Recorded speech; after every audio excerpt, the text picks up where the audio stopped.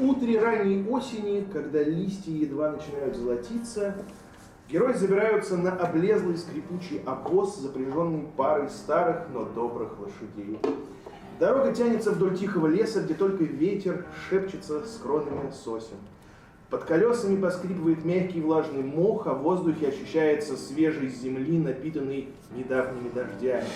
Обоз медленно катится вперед, покачиваясь на каждой кочке, словно откликаясь на ритм природы. Лошади идут степенно, уверенно, как будто знают каждую тропинку и в этом бесконечном лесном мире. Изредка они фыркают, разгоняя надоедливых мошек, а в их движениях чувствуется невидимая связь с этим диким, но добрым краем.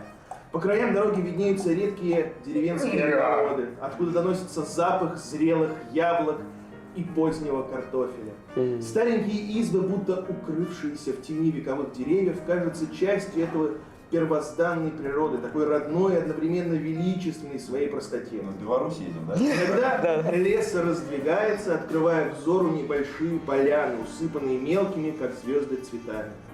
Там среди бурьяна порхают бабочки, словно духи леса,